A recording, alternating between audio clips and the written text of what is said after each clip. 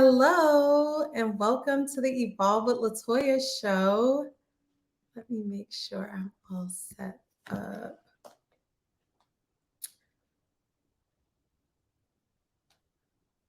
I am here with my lovely guest, Patrice Holiday Womack. Hi.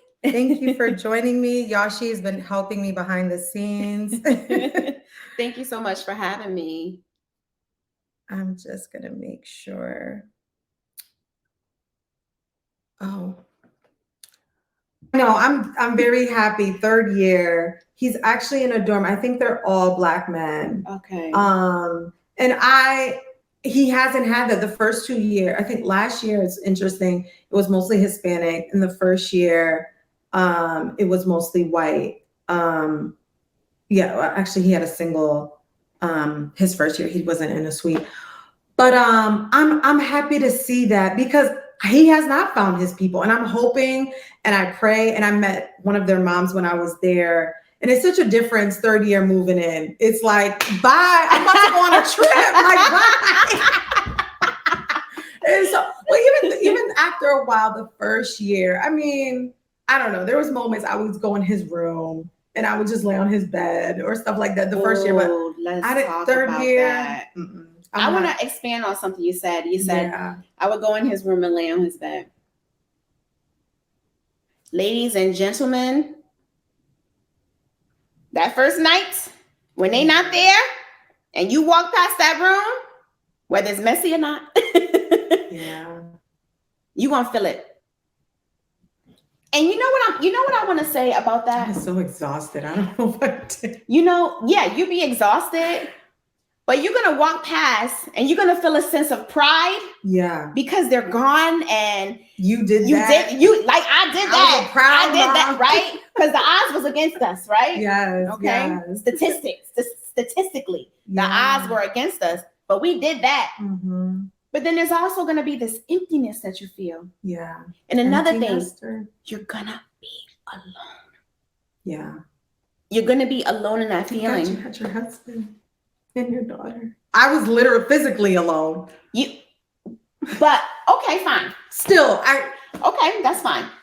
No, but I don't want to minimize your experience. No, I don't think you are. I don't think you are. Okay. But this is what I'm gonna say about me having a husband and me having my daughter. Yeah. I was alone. Yeah. They can't relate to that same. They don't have loss. When you have multiple children, you have a different bond with your children. And, it's a stepfather situation. I'm not saying anything's wrong with the relationship. I'm just saying that there's something about me being a 19-year-old scared little girl. Let's keep it real. Scared little girl. And becoming a mother and seeing him in my arms, right? And understanding that my life matters more because I have somebody that I have to look after, right? Mm-hmm. And I know you can relate to that too. Mm-hmm. And so there's something in your heart. It's almost like a piece of your heart is missing. Mm-hmm. It's almost like something inside of you is gone. Mm-hmm. And you're mourning that little boy for us, because we have boys. You're mourning the fact that your little boy is not a little boy anymore.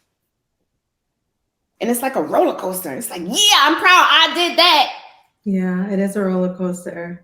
Like grieving. It's grieving. It's the stages of grief, right? Yeah. And then you go through the change curve, right? It's like denial, right? You go through everything. Acceptance. Negotiation. Yes. Depression. Right. Sadness. And your son D, he's in year 3 and my son's in year 2. Mm-hmm. Right. And this is second semester. Yeah. And it definitely gets easier. Yeah. But I'm going to tell you right now, nobody talks about what you go through when your kids are going to college. Yeah. I've never heard a podcast, never read a book. No one can explain the indescribable feeling of alone that you feel. Even now, I'm so glad Patrice is great with really expressing and being descriptive, because even now I find myself kind of quiet because I don't really it is hard to put into words. It really is. And I wanted us not to forget about the identity piece. Yeah. So what I'm going to say about that, and I can, I'll speak from my experience. My entire identity has been Xavier's mother. Yeah. Right? Yeah, I have another child, but the dynamics are different. And he's your first. He's my first child. It was all me for a long, long time. And so my identity is wrapped up in being his mother. So now it's like, well, what's left? If he's an adult now, who am I? Who am I? You don't feel like you're still mom? I know it's different. I don't. Older. Well, let me back that up. I'm always going to be a mother. I'm always going to be his mother. I'm always going to be my daughter's mother. But my entire existence was a mom. Yeah. Yeah, I got other roles. Yeah. But I was a mom first. Mm-hmm. Even when I introduced myself on this podcast, what's the first thing I said? Yeah, mom. I said, I'm a mom. And you never stop being a mom, but you got to parent differently. Yeah. And so my identity was wrapped up in being a mother. And so I had to quickly try to figure out who I was. I had to find things that I like. And I know I have another child, but the dynamic is different. There's a support system there with her that I didn't have with him. Mm-hmm. Right? I miss driving to basketball games and being on the PTO and doing all those things that I used to do with him. I no longer had those things to do. And I could do it with my other kids. They played basketball. They played in the league, right? It's like every Saturday, every Tuesday, Wednesday, bringing them to practice, right? What do I do at my time? Yeah. What do I like to do? Who am I? I don't even know who I am. Mm-hmm. Right? And I know some people are probably like, she's so dramatic. No, I'm telling you, you go through these emotions. Yeah. I think I avoided going home in the evenings because I used to always rush home to check in. And when he wasn't there, it's like, well, why am I rushing home? And where would you go? I don't know. I would either go to my parents or was I in a relationship then? No, it wasn't. Friends, restaurants. I think I used a lot of eating out. Well, then, okay, so you no longer had to cope. You no longer had to cook. Yeah. For him, you didn't have to clean up your room. You didn't have any of that to do. It was just you. Yeah. Yeah, and adjusting to living alone was difficult for me. Also, that was like its own piece because I had never lived alone. He always says we like grew up together. So we were always together. Mm-hmm. So yeah, that was different. So I think also it was good timing. That was the year I went to Tulum for a month. Okay. It was October 1st or somewhere around there. And we moved him in like August 30th. So that was a kind of an escape for me too. And there was so much I needed to reflect on and I had the time of my life. That's the best trip I ever had. I wonder, so here's what I'm thinking.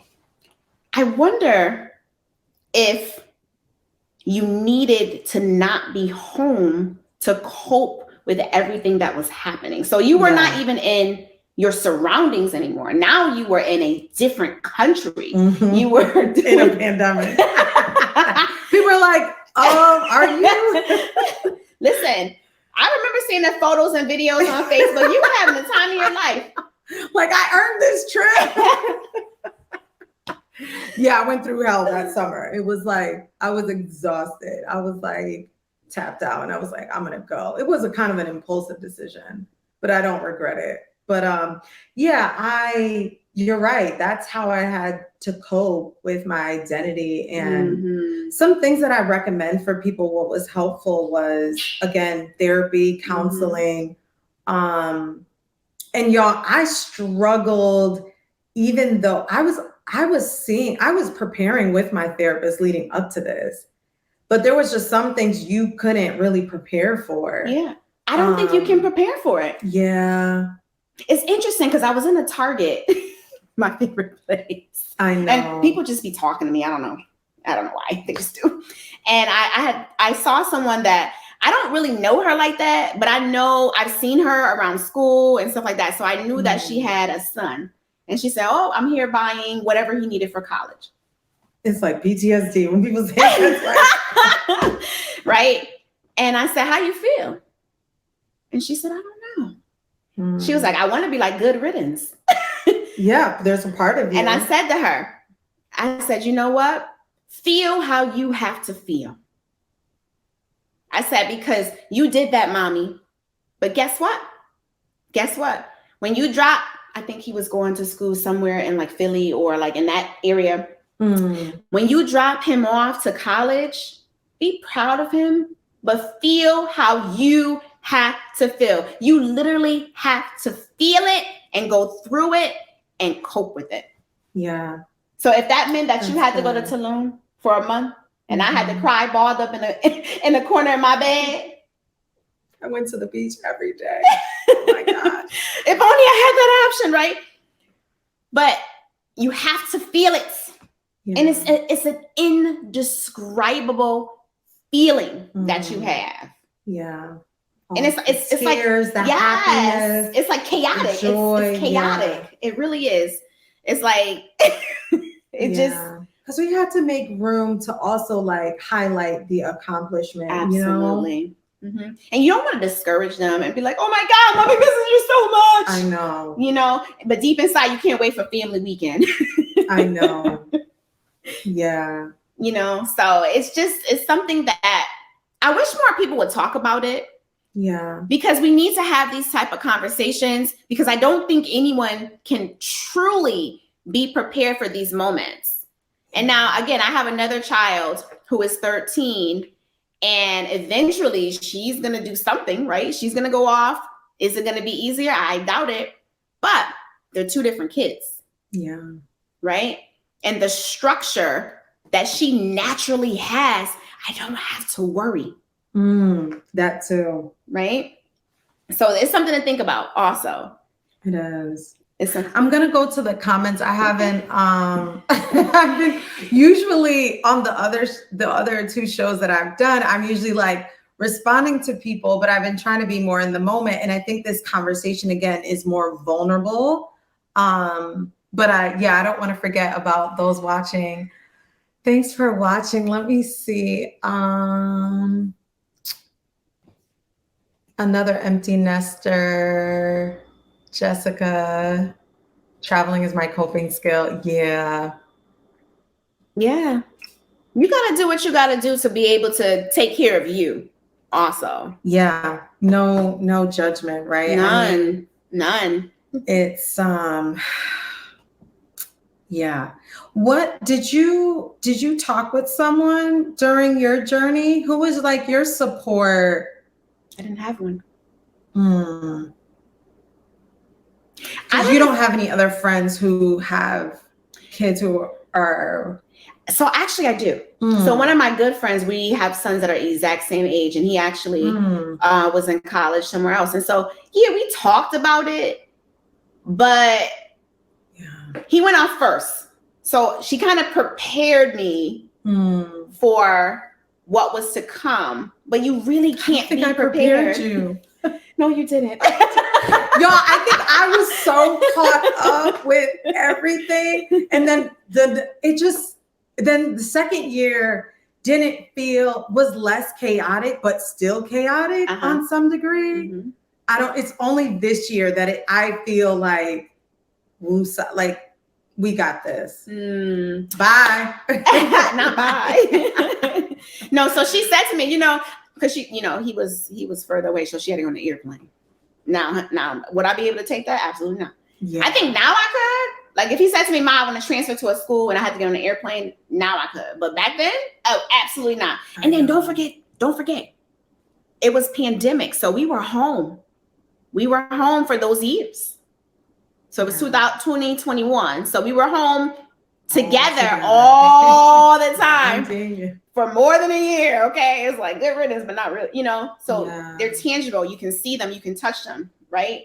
You can feel them. Whenever you need something, you don't have to call. You don't got to worry about where they are. Also, they're right there. So if they're not answering text messages when they're away, that's like my biggest pet peeve. Answer my text. Dee's pretty good at that, thankfully. I want to put that in the chat though, Patrice, because that was a really good tip that you gave about like feeling your emotions. Do you remember what you said? I do. You have to feel, you literally have to just go through the motions. Like you can't avoid them. You have to go through them.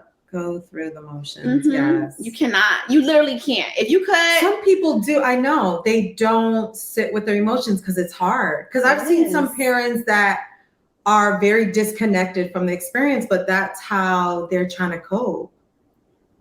I don't know what coping mechanism is the best or the worst. Yeah, it's literally for you. You know what I mean? Yeah. So if detachment is what gets them through, because eventually time is going to pass. Yeah. And then all of a sudden it's Thanksgiving break and they're back. You have a house and a home. So it just, just feel your emotions. You have to feel, you literally have to feel it. Find community also. Well, where's the community? I did find some peace. I remember Dee's high school. Now, I don't know if I want to say the school, but they were a little bougie and they did some type of wind down celebration thing. And it was cute. I did join and it was virtual. And they're like, let's raise a glass for, they're probably, it's okay. They're probably, let me not say that. Okay. It was.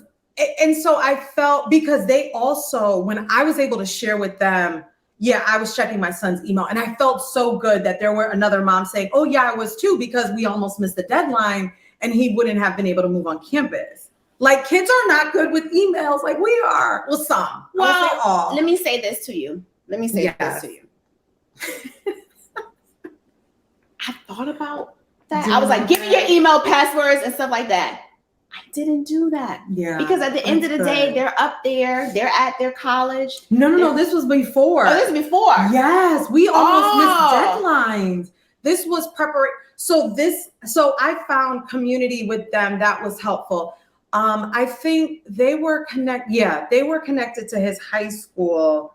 But their kids were also doing some type of summer program also. So anyways, I think trying to find some type of virtual support, if the high school offers it or if the college offers it, is really good. Also, find a Facebook page. So my kid is class of 2025. Yeah. So find the class of 2025 Facebook page, Instagram page. Oh, that's another thing. Follow the school on all social media platforms. Yeah. Residence Life, financial aid, right? Because they give updates. And then you can just nudge your kids saying, hey, did you know that you got to do your housing deposit? Did you know that you have to pick a room for next year? Right? Yeah. Scholarship deadlines, all those different things. So you're not being a helicopter. You're just giving them a little nudge. At the end of the day, you're still the mama or the daddy or the grandma or the aunt or the uncle, right? Yeah. Just giving them a little nudge, but follow that, because it's like, all honesty, yesterday I had to send a email, a text message to my son and say, hey, did you know it was room selection? Oh yeah. Yep. I knew my date is the 24th, but guess what? I got him thinking about it, even though he already knew. When I saw that pop up on Instagram, Residence Life, it's time to pick a room for upperclassmen. I made sure to nudge him and let him know. So you're giving them some responsibility, right? Yeah. You're letting them take care of it themselves, but you're nudging them just a bit. Yeah. Right? It's the helicopter in us. I know. I have fallen back. I'm very proud of myself that all his room selection and stuff, I'm just like, that's on him. And he actually chose this year, I was surprised to be in a different, more upperclassman suite or whatever. And he did all that on his own. Because in the past, I don't think I would have had to be involved. But yeah, letting them. Look, you raised them right, Mama. Yeah, thank you. Thank you. You raised him. So did you. Let me tell you something. Think about it. He's in his 3rd year. I know. It doesn't even. And it go by quick, huh? It does. It goes by quick. I'm so very proud of him, though. I'm sure you're proud of your son. It's yeah. It's not an easy road. No. For those of you that think it's easy, this ain't easy. This ain't easy.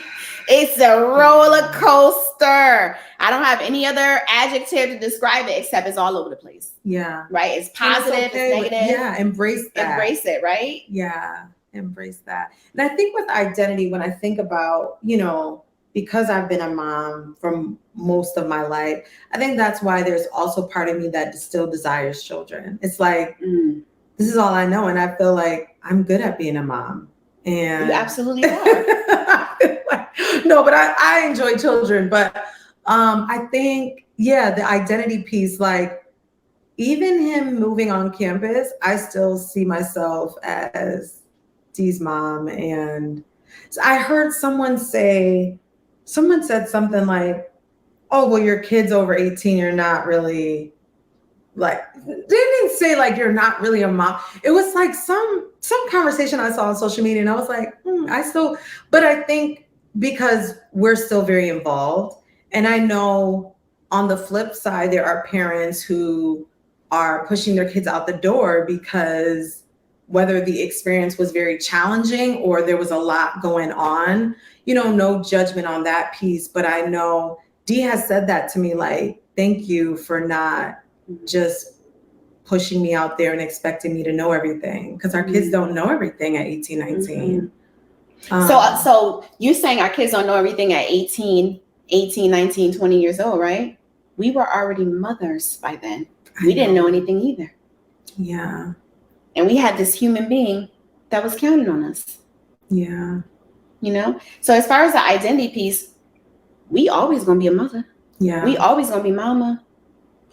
I think another thing is, I think that we're generational curse breakers. Yes. And I think that that's important to state. And the reason why I say that is because it could have went a different way. Right. Right. And on top of that, we know now what we didn't know then. Right. And, God bless our parents. We know more now than maybe their experiences then. Right. Yeah. Right. So I think about that all the time. Mm-hmm. I'm like, the generational curse literally stopped with us. Yes, it did. I know. So that's a whole nother thing. I know. So proud that, I did not become a young grandma. And he jokes about that. It was so funny. He started making jokes about that from like 15, 16, because that's when I had him. He's like, Mom, can you imagine you wouldn't be able to travel? I was like, I'm mad. That's what he thought about. But no, it's like, being a generational curse breaker. Yeah, that is, huge. I thank God. Because you could have been a young grandma too. Have you thought about that? Absolutely. You have. It's especially now that there's a girlfriend involved. I have. Again, we're generational curse breakers, and I speak that life over everything. Yeah. So I know. Any questions? Let me go to the comments. I'm sorry, I'm like forgotten about folks. I had mine before 20, and I know I didn't know everything. I can't imagine my daughter being responsible for a child right now. Mm-hmm. Yeah, I know. I can't imagine Dee either. I would have to be of course, I would be a very involved grandma. It's, yeah. Do you want to share a little bit as we're wrapping up about your businesses or your workshops coming up? Or where people can follow you, or how about where people can follow me? Okay. So you can follow me, Patrice Holiday Womack, on Facebook. You can follow me on Instagram, my personal Instagram page, PYTricey. That's PYTRICEY. Or you can follow my business pages, The Woman Within You on Instagram, and then Diversity Is Now on Instagram, Facebook, Twitter, and LinkedIn.